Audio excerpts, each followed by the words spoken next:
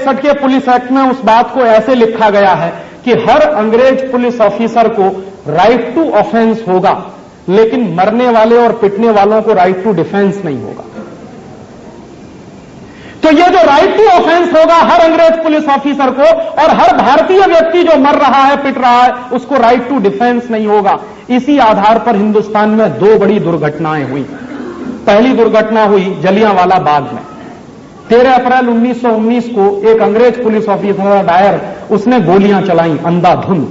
18 minute police firing हुई और 18 minute की पुलिस फायरिंग में 2000 क्रांतिकारी मारे गए सीधे गोलियों से। 2000 क्रांतिकारी तो सीधे गोलियों से मारे गए। फिर जो भगदड़ मची उसमें कई हजार लोग मर गए। बाद में क्या हुआ, जिस अंग्रेज पुलिस ऑफिसर डायर ने यह गोली कांड किया था उसके ऊपर एक मुकदमा चला अदालत में। अदालत ने फैसला दिया, क्या फैसला दिया, कि चूंकि डायर को राइट टू ऑफेंस था और मरने वालों को राइट टू डिफेंस नहीं था, इसलिए डायर को कोई सजा नहीं दी जा सकती और डायर को छोड़ दिया गया। 2000 हिंदुस्तानी क्रांतिकारियों को जिस व्यक्ति ने मारा पुलिस फायरिंग में, उसको अदालत से कोई सजा नहीं हुई, क्योंकि कानून अंग्रेजों ने ऐसा बना के रखा था। जब सजा नहीं हुई तभी ऊधम सिंह जैसे नौजवान ने डायर को मारने का संकल्प लिया था। ऊधम सिंह पैदा हुआ था अंग्रेजी कानून की गलत बातों के कारण। ऊधम सिंह ने संकल्प क्यों लिया था, अगर देश को न्याय मिलता और डायर को फांसी हो जाती, क्योंकि उसने 2000 क्रांतिकारियों को मार दिया था, तो ऊधम सिंह जैसे नौजवान को खड़े होने की जरूरत नहीं पड़ती। लेकिन ऊधम सिंह ने संकल्प यह लिया था कि यह अंग्रेजी काला कानून कभी भी हमको न्याय नहीं देगा, इसलिए डायर को मारना मेरा धर्म है, इसलिए मारा था उसने। ऐसे ही एक दूसरी दुर्घटना और हुई थी। 1928 के साल में लाला लाजपत राय पर लाठीचार्ज हुआ था, याद करिए। और एक अंग्रेज पुलिस ऑफिसर था, उसका नाम था सैंडर्स। उसने लाला लाजपत राय पर इतनी लाठियां बरसाई कि लाला लाजपत राय मर गए उसी समय। जब लाला लाजपत राय की मृत्यु हो गई तो उस अंग्रेज पुलिस ऑफिसर के खिलाफ केस किया था अदालत में। बहुत कम लोग जानते हैं वो केस फाइल किया था भगत सिंह ने। भगत सिंह, राजगुरु और जो सुखदेव की जो जोड़ी थी, इन लोगों ने केस किया था सैंडर्स के खिलाफ, क्योंकि लाला लाजपत राय को लाठियों से मार दिया था सैंडर्स ने। अदालत में उस केस का भी फैसला ऐसे ही हुआ कि सैंडर्स को राइट टू ऑफेंस था, लाला लाजपत राय को राइट टू डिफेंस नहीं था। और तब उन तीनों क्रांतिकारियों ने कल्पना की थी कि ये काला कानून अंग्रेजों का बनाया हुआ हिंदुस्तान के क्रांतिकारियों पर लाठीचार्ज करता है, फायरिंग करवाता है। इस काले कानून से जब तक मुक्ति नहीं मिलेगी तब तक हिंदुस्तान की आजादी के बारे में हम सपना नहीं देख सकते। दुर्भाग्य से उन क्रांतिकारियों ने जो सपना देखा था उस काले कानून से मुक्ति पाने का, वो काला कानून आज भी चल रहा है इस देश में आजादी के 50 साल के बाद। आप जानते हैं आज जो पुलिस का कानून चल रहा है वही है इंडियन पुलिस एक्ट। और आज भी पुलिस ऑफिसर को लाठी चार्ज करने के लिए, फायरिंग करने के लिए राइट टू ऑफेंस मिला है, मरने वाले और पिटने वालों को राइट टू डिफेंस नहीं। और 50 साल से मैं कोई ऐसा एक केस तलाश रहा हूं जो हिंदुस्तान के किसी कोर्ट में गया हो कि किसी पुलिस ऑफिसर ने फायरिंग की, 20 लोग मारे गए, 25 लोग मारे गए, उस पुलिस ऑफिसर को फांसी की सजा नहीं हुई कभी, आज तक नहीं हुई। क्यों? कानून ऐसा है।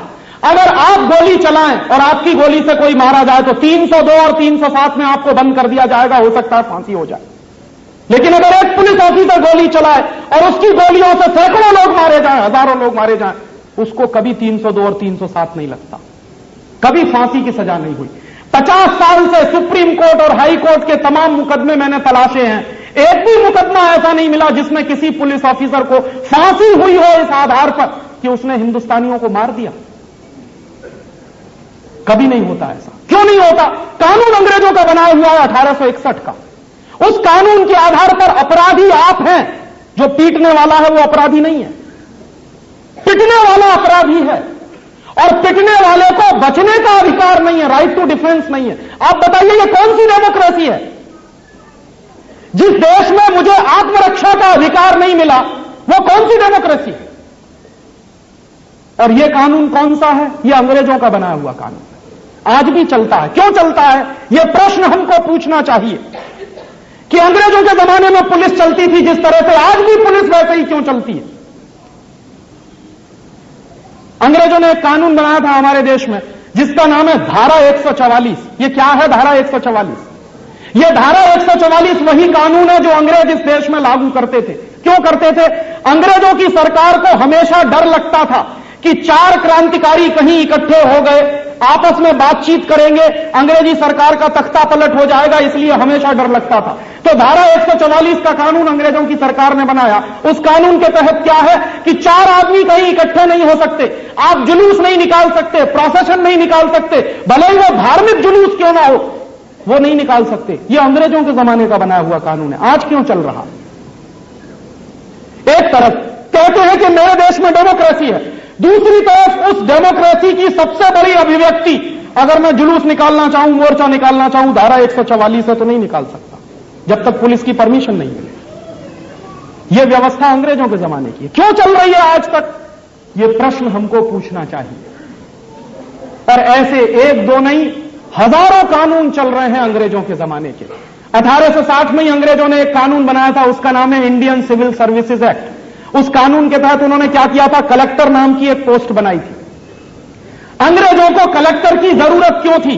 अंग्रेजों को कलेक्टर की इसलिए जरूरत थी कि वो गांव-गांव के लोगों से रेवेन्यू कलेक्ट करके देता था, और कलेक्टर का माने होता था one who can collect the revenue, उसका नाम होता था कलेक्टर। यह कानून बनाया 1860 में, वही कानून 1998 में भी चल रहा, बस नाम बदल गया है। उस कानून का पहले नाम था इंडियन सिविल सर्विसेज एक्ट, आज वो कानून है इंडियन एडमिनिस्ट्रेटिव एक्ट। सब कुछ वैसे का वैसा ही है। और मेरे देश में ऐसे बहुत बड़े बड़े नेता हुए जिन्होंने आजादी के पहले कई बार अपने भाषणों में यह कहा था कि यह जो ब्यूरोक्रेसी की व्यवस्था है, यह स्टील फ्रेम व्यवस्था है, यह हिंदुस्तान का विकास नहीं होने देगी।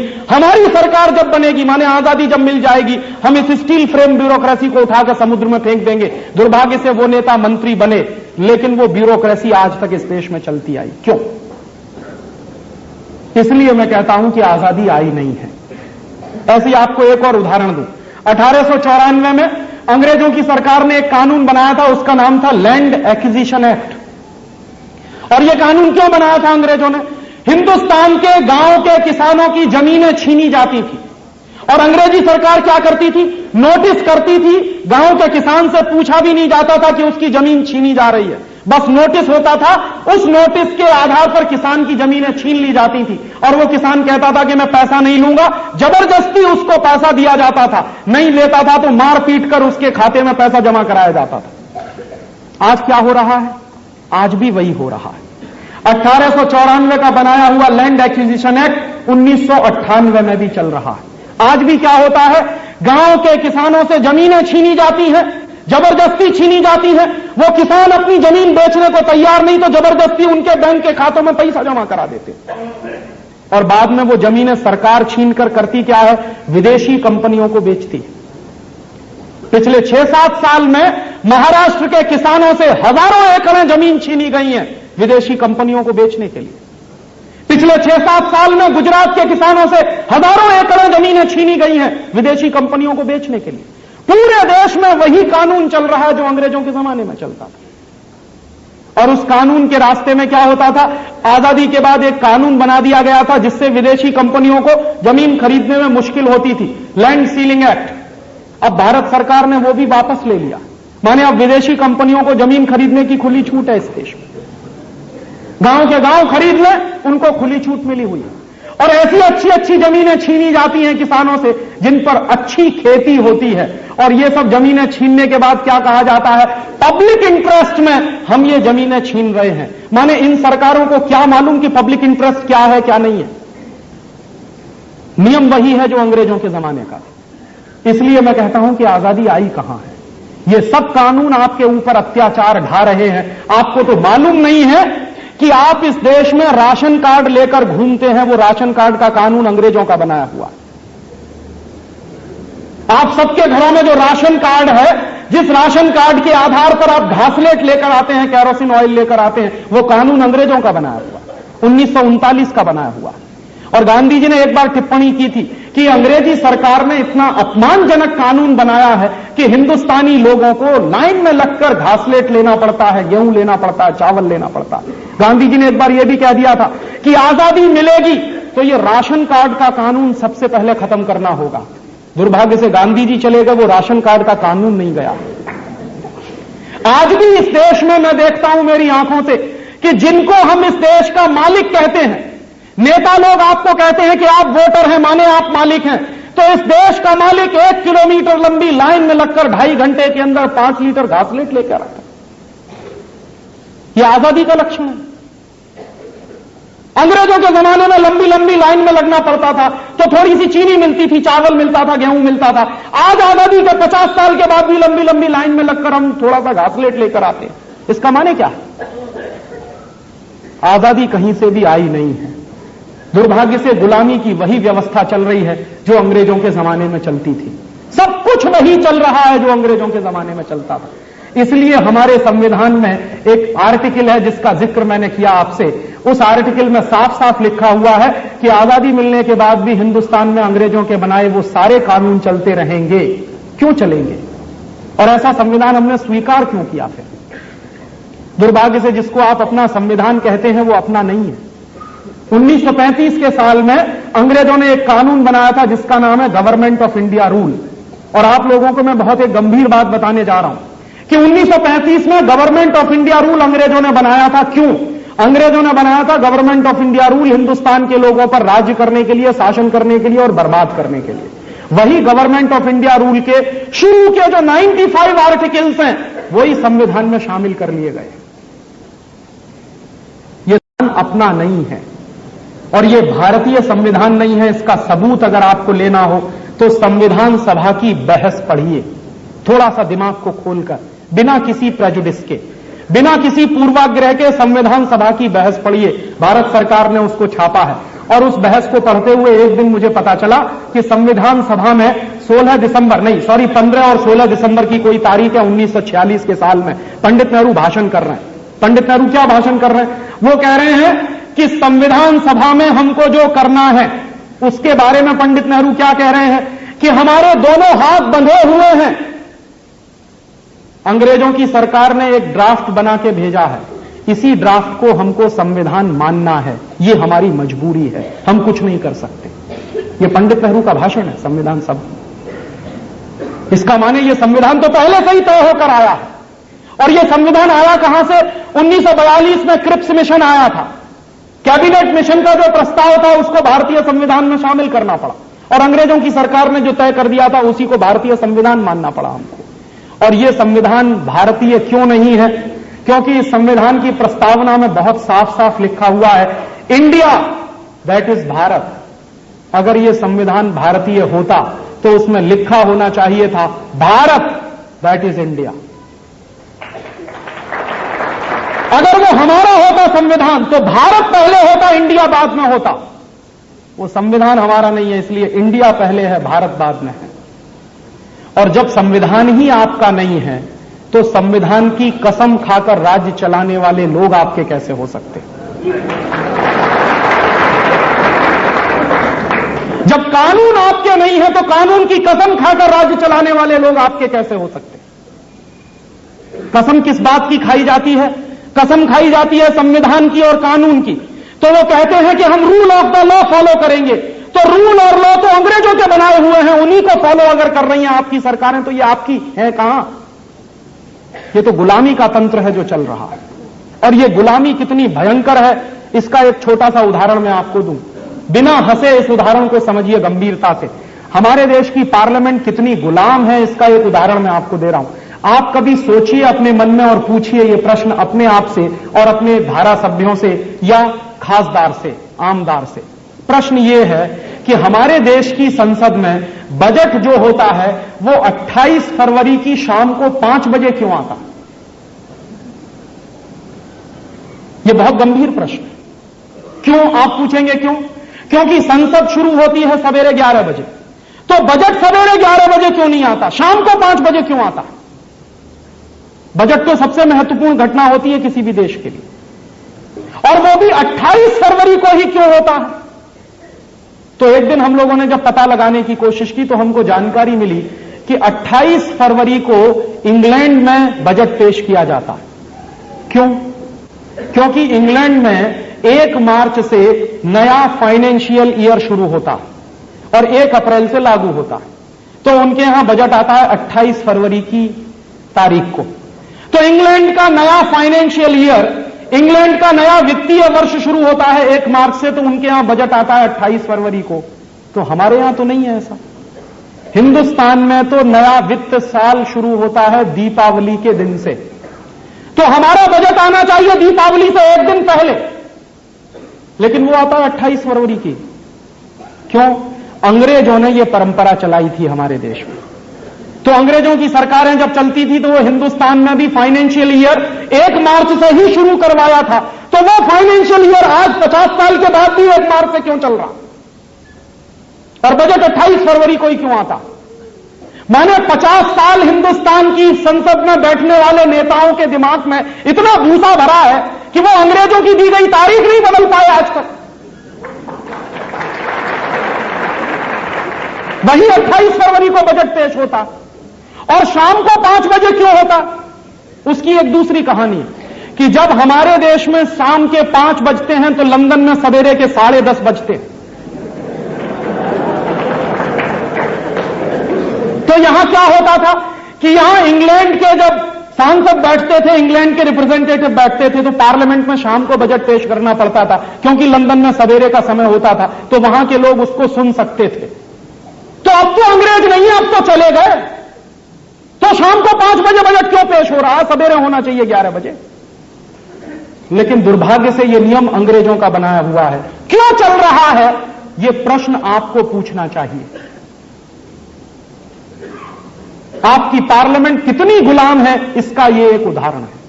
ऐसे ही एक दूसरा उदाहरण मैं दूं कि जब आपके बीच में कोई नेता वोट मांगने के लिए आए तो आप उससे पूछिए कि क्या करेंगे वहां जाकर।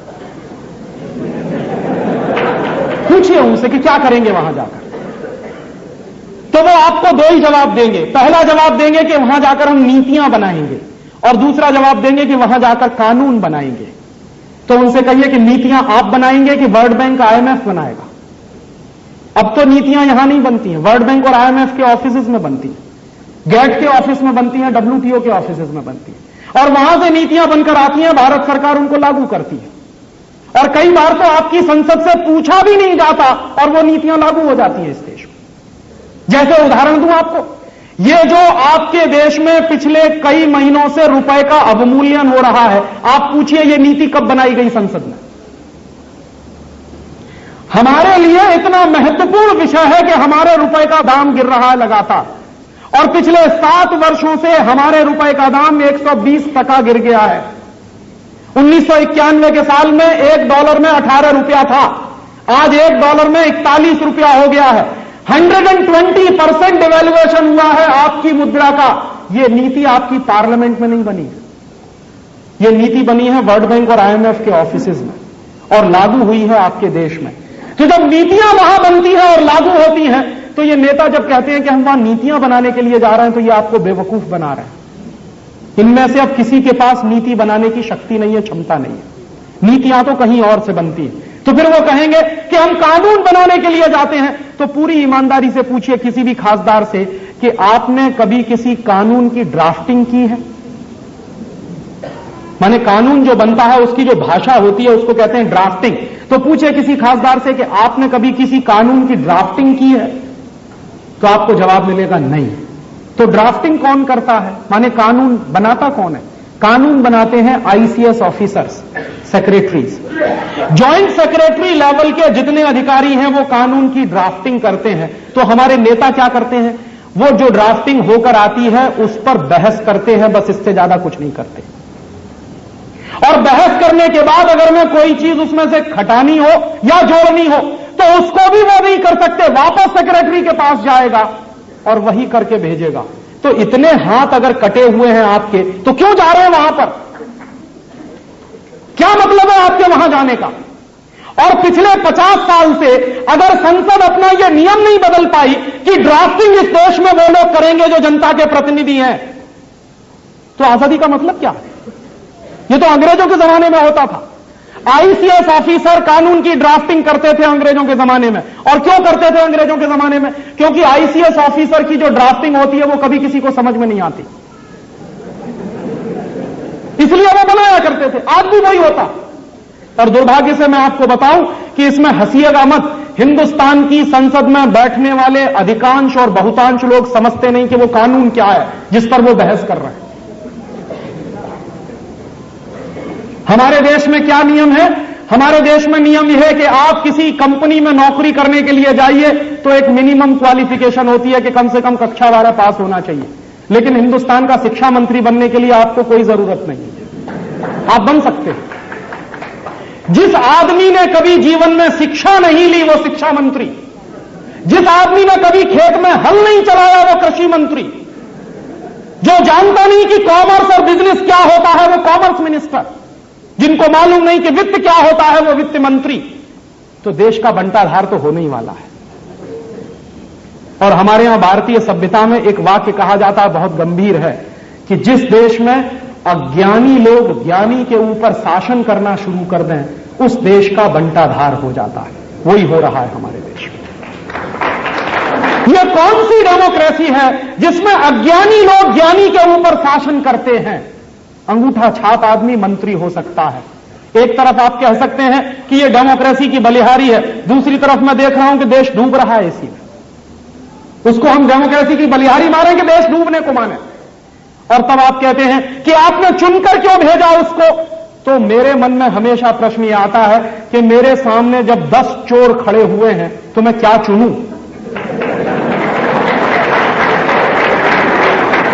सिवाय एक विकल्प के मेरे पास कोई विकल्प नहीं है कि इन 10 चोरों में जो सबसे कम चोर है उसको चुनूं मैं। क्या गारंटी है जिसको आज मैंने सबसे कम चोर मानकर चुना है वो कल सबसे बड़ा चोर साबित नहीं होगा? इसकी क्या गारंटी? और दुर्भाग्य से जिसको आप डेमोक्रेसी कहते हैं वो डेमोक्रेसी में आपको कुछ नहीं मिला है सिवाय इसके कि आप आंख बंद करके वोट डालिए। किसको वोट डालें? सब जगह तो चोरी चोर दिखाई दे रहे हैं।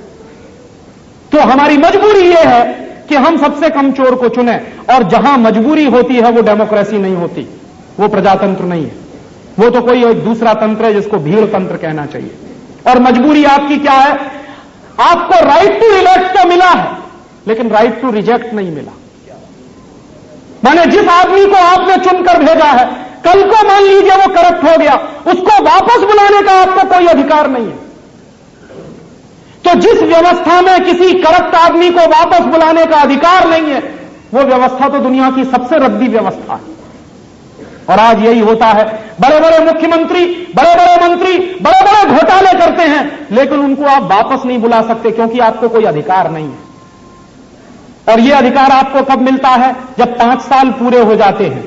और मैं आपसे कहूं कि आपके घर में मान लीजिए कोई नौकर आपने रखा, उस नौकर ने घोटाला किया, घर के करोड़ों रुपए लेकर भाग गया, लाखों रुपए लेकर भाग गया, तो उस नौकर को आप 5 साल तक इसलिए बर्दाश्त करेंगे कि उसको वापस बुलाने का अधिकार नहीं है आपको। आप तुरंत काम पकड़कर उसको घर के बाहर कर देंगे। तो यह व्यवस्था संसद में क्यों नहीं है कि जब बड़े बड़े घोटालेबाज मंत्री वहां बैठे रहते हैं? इसलिए क्योंकि 5 साल पूरे नहीं हुए हैं, तो 5 साल तक हम उनका घोटाला बर्दाश्त करते रहे। मैंने उनको खुली छूट है 5 साल तक घोटाले करने की। तो ये व्यवस्था कैसी है फिर? इसको डेमोक्रेसी क्यों कहते हैं? और ये डेमोक्रेसी नहीं है। दुर्भाग्य से जिसको आप डेमोक्रेसी कहते हैं ये डेमोक्रेसी नहीं है। क्योंकि इस डेमोक्रेसी में क्या कहा जाता है? डेमोक्रेसी में यह कहा जाता है कि जिसके पास 51% वोट है तो वो माना जाएगा कि इसकी बात चालू रहेगी, सुनी जाएगी, कही जाएगी, मानी जाएगी। और जिसके पास 49% वोट है वो माइनॉरिटी में है। तो 51% वाला मेजॉरिटी और 49% वाला माइनॉरिटी, यह सिद्धांत है डेमोक्रेसी का। तो जरा देखिए कि यह सिद्धांत लागू होता है कभी? मैं उदाहरण देता हूं और आपसे पूछता हूं कि हिंदुस्तान में कौन सी ऐसी राजनीतिक पार्टी है जिसको 51% वोट मिलता? कोई एक पार्टी का नाम बताइए। सिंगल एक पॉलिटिकल पार्टी का नाम बताइए जिसको 50 साल में 51% वोट मिला हो। और ऐसी कोई राजनीतिक पार्टी नहीं। मुश्किल से वोट पड़ता ही है 50%, मुश्किल से। माने हिंदुस्तान में 60 करोड़ वोटर है, उनमें से 30 करोड़ लोग ही वोट डालते हैं, तो 50% वोट पड़ता है। और उस 50% वोट में 40-50 पार्टियों की भागीदारी रहती है। तो किसी को 5%, किसी को 2%, किसी को 3%, किसी को 10%, बहुत अधिक मिला तो 20%, 24%, इसके ऊपर कभी नहीं गया। तो अब मैं वही प्रश्न पूछ रहा हूं कि आप कहते हैं कि 51% वाले की बात चलती है और यहां तो मैं देख रहा हूं कि जिसको सिर्फ 24% वोट मिले। माने क्या है, 76% लोगों ने जिस पार्टी को रिजेक्ट किया वो सत्ता में जाने के अधिकारी कैसे? 24% वोट मिलने का माने क्या? 24% वोट मिलने का माने 76% लोगों ने आपको रिजेक्ट किया। तो जब 76% बहुतांश लोगों ने आपको रिजेक्ट कर दिया है तो आप फिर सरकार चलाने के अधिकारी कैसे? आप ही तो तर्क देते हैं 51 और 49 का। और दुर्भाग्य से यह डेमोक्रेसी नहीं है जिसको आप डेमोक्रेसी कहते हैं। क्यों? क्योंकि इस डेमोक्रेसी में क्या हो रहा है, जो पार्टी के पास सिर्फ एक एमपी है पूरे देश में वो मंत्री है, और जिन पार्टियों के पास 190 एमपीज हैं वो विपक्ष में बैठे। माने सिंगल पार्टी है, उसके पास एक ही एमपी है और वो भी मंत्री है, लेकिन 190 एमपीज वाली पार्टियां विपक्ष में बैठी हुई हैं। ये कौन सी डेमोक्रेसी? और ये डेमोक्रेसी है नहीं। डेमोक्रेसी के नाम पर आपके देश में एक भीड़ तंत्र चल रहा है जिसमें कोई नियम नहीं है, कोई कायदा नहीं है, कोई कानून नहीं। और नियम कायदे कानून अगर हैं भी तो ऐसे हैं जिनको वो तोड़ मरोड़ कर हमेशा अपने हित में इस्तेमाल करते हैं। तो सच्ची डेमोक्रेसी लाने के लिए आपको लड़ना पड़ेगा। एक तो आपको इस बात के लिए लड़ना पड़ेगा कि अंग्रेजों की बनाई गई ये अंग्रेजियत की व्यवस्था है, ये हिंदुस्तान से खत्म हो, अंग्रेजों के बनाए हुए कानून खत्म हो, अंग्रेजों की बनाई हुई सारी व्यवस्थाएं खत्म हो। और दूसरा आपको लड़ना पड़ेगा कि सच्ची डेमोक्रेसी आपके देश में आए जिसमें हर व्यक्ति को राइट टू इलेक्ट अगर है तो राइट टू रिजेक्ट भी मिले, राइट टू सेलेक्ट अगर है तो राइट टू रिजेक्ट भी मिले। और ऐसी डेमोक्रेसी के बारे में कल्पना करनी पड़ेगी जो समाज को तोड़े नहीं। आज की डेमोक्रेसी समाज को तोड़ रही है। समाज कैसे टूटता है? आजकल वोट का मौसम है और वोट के मौसम में क्या होता है, परिवारों के अंदर बहस चलती है। और बहस कैसी चलती है? पिताजी कहते हैं एक पार्टी को वोट दो, माताजी कहती है दूसरी पार्टी को वोट दो। एक भाई है वो कहता है तीसरी पार्टी को वोट दो, चौथा भाई कहता है नहीं नहीं इस पार्टी को वोट दो, और अगर बहन है तो वो कहती है कि नहीं नहीं इनमें से किसी को वोट मत दो। माने क्या होता है, एक घर में 5 सदस्य हैं और पांचों सदस्य जब अलग अलग पार्टियों में बंट जाते हैं तो घर का बंटवारा हो जाता है पार्टियों के आधार पर। और हमारे घर बंट रहे हैं पार्टियों के आधार पर, भाई भाई लड़ रहे हैं पार्टियों के आधार पर, पिता और बेटे लड़ रहे हैं पार्टियों के आधार पर, मां बेटे लड़ रहे हैं पार्टियों के आधार पर। और ऐसे देश में इस सिस्टम के बारे में गंभीरता से सोचना पड़ेगा कि जिस सिस्टम में मां एक पार्टी में, बेटा दूसरी पार्टी में, बहन तीसरी पार्टी में, माने क्या है, परिवार तो खंड खंड टूट गया। और जिस पॉलिटिकल सिस्टम में परिवार टूटता है वो पॉलिटिकल सिस्टम समाज को तोड़ने वाला होता है, जोड़ने वाला नहीं होता। तो आपको सोचना पड़ेगा एक ऐसे पॉलिटिकल सिस्टम के बारे में जो परिवार को तोड़े नहीं बल्कि जोड़े, क्योंकि भारतीय समाज परिवार पर टिका हुआ है। भारतीय समाज की इकाई है परिवार। अगर परिवार टूटेगा तो समाज टूटेगा, और पिछले 50 साल से यह समाज टूट रहा है। चूंकि परिवार टूट रहे हैं और परिवार टूट रहे हैं तो समाज टूट रहा है, और टूटा हुआ समाज कभी भी पूर्ण जनादेश नहीं दिया करता। खंडित समाज हमेशा खंडित जनादेश ही देता है। इसलिए पार्टियों के सामने समस्या है, किसी को बहुमत नहीं मिलता, मिलेगा भी नहीं। क्यों? क्योंकि इन पार्टियों ने अपने स्वार्थों के लिए पूरे समाज को खंड खंड तोड़ा है। और जो लोग समाज को तोड़ने में लगे हुए हैं समाज उनको भी तोड़ देता है। इसलिए ये पार्टियां भी टूट रही हैं। आज एक पार्टी में, कल दूसरे में, परसों तीसरे में। ये पार्टियों को अपने गिरेगांव में झांक कर देखना चाहिए कि इन्होंने 50 साल में समाज को कितना तोड़ा है। अपने जाति के लिए, धर्म के लिए, वोट के स्वार्थ के लिए, अपने स्वार्थ के लिए आपस में लड़ाया और उनको वोट चाहिए। तो जो पार्टियां समाज को तोड़ने में लगी हुई हैं समाज उनको तोड़ रहा है। इसलिए ये संकट है जो आज आप देख रहे हैं सारे देश में। किसी को बहुमत नहीं है, आएगा भी नहीं किसी को बहुमत, क्योंकि समाज को तोड़ने वाले लोग कभी समाज से पूर्ण बहुमत पा नहीं सकते। तो मैं आपसे एक ऐसी बात कहने आया हूं कि गंभीरता से विचार करिए कि 50 साल से ये जो राजनीतिक तंत्र चल रहा है, जो सड़ गया है, इस राजनीतिक तंत्र को बदलने की अब कोशिश करिए। मैं उदाहरण देता हूं और आपसे पूछता हूं कि हिंदुस्तान में कौन सी ऐसी राजनीतिक पार्टी है जिसको 51% वोट मिलता? कोई एक पार्टी का नाम बताइए। सिंगल एक पॉलिटिकल पार्टी का नाम बताइए जिसको 50 साल में 51% वोट मिला हो, और ऐसी कोई राजनीतिक पार्टी नहीं।